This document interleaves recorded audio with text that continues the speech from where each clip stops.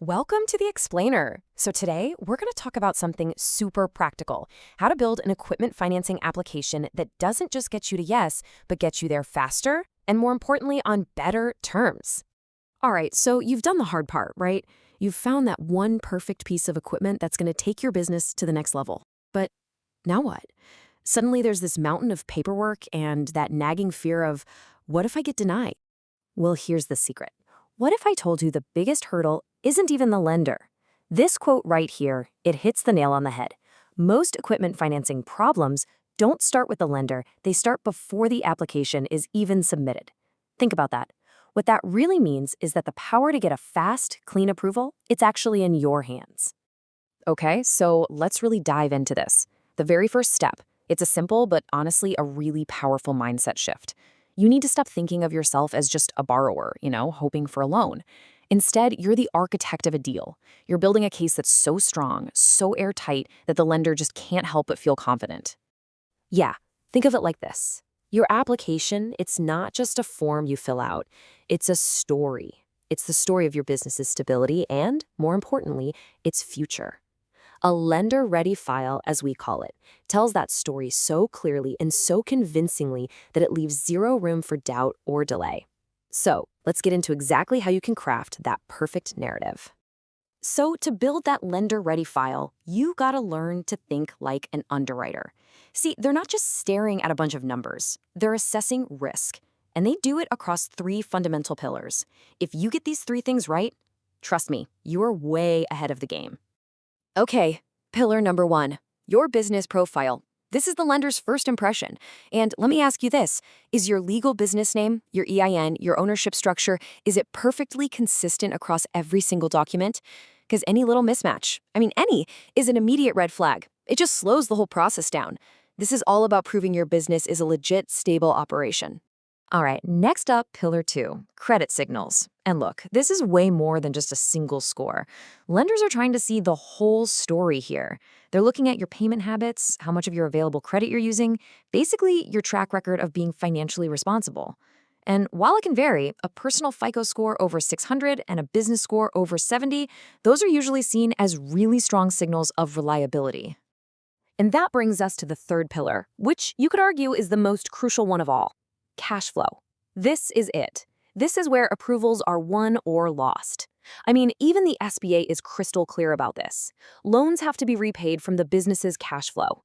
It's simple. You've got to show undeniable proof that your day-to-day operations generate enough cash to comfortably handle that new payment. So, okay, we've got those three pillars in our minds now. Let's get practical. Let's talk brass tacks. How do you actually prove you have a strong business profile, good credit signals, and solid cash flow? Well, we're about to assemble the exact document playbook you're going to need. Now, I know getting all your documents in order can feel, well, pretty overwhelming. But the truth is, it really just boils down to 7 core types of documents. That's it, just 7. You can think of these as the universal language that every single lender speaks when they're trying to understand your financial health. And here they are, the big 7. Having these items gathered, totally complete, and this is so important, consistent, before you even think about applying. That is the single most effective thing you can do. It'll help you avoid delays, and believe me, it'll seriously strengthen your negotiating position. All right, let's zoom in on a couple of these because they're really important. For any significant deal, let's say something over 100 grand, lenders will almost always ask for the last 2 years of both your personal and your business tax returns. Why? It's all about establishing a history of income and stability. And then, to prove what's happening right now with your financial health, you need to be ready with 3 to 6 months of recent business bank statements. This gives the lender a real-time window, like a live feed, into your cash flow. It shows them exactly how money is moving in and out of your business today. Now, here's a document that a lot of people overlook, but it's super helpful. The business debt schedule. It's really just a simple list of all your current business loans and credit lines. What it does is give the lender a clear, at-a-glance snapshot of all your existing financial commitments. It also shows them that you've got a firm handle on your company's obligations, which is a big plus. Okay, so once your financial house is in order, the focus totally shifts to the equipment itself. And here's the thing, vague details create uncertainty for a lender, and uncertainty is bad. Crystal clear information about the asset you want to finance, that makes their job easy, and you want to make their job easy. What's funny about this list is how simple it seems, right? Year, make, model. But this is where so many applications get held up.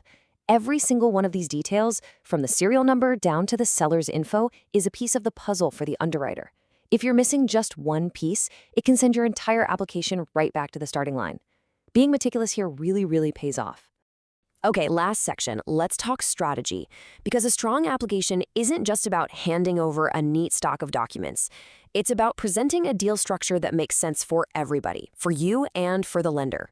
Seriously, how you frame your request can be just as important as all that paperwork.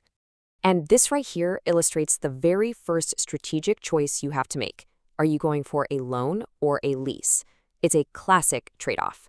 On one hand, you've got a loan, sometimes called an EFA, where you build equity and you eventually own the thing. The catch? Usually a higher monthly payment. On the other hand, a lease can give you lower payments, which is great for preserving cash flow, but you don't build any ownership.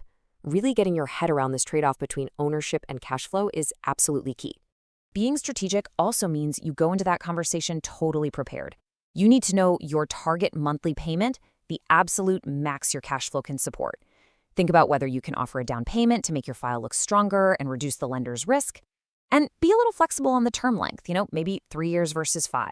These aren't signs of weakness, no way. They are powerful negotiating tools that show you're a serious, flexible business partner.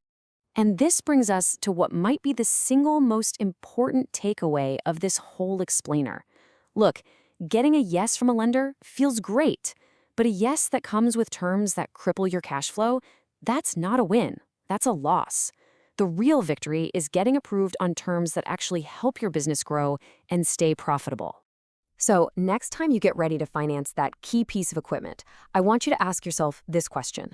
Am I just filling out boxes on a form, or am I strategically building a powerful, undeniable case for my business's future? Because that difference, well, it's going to determine everything.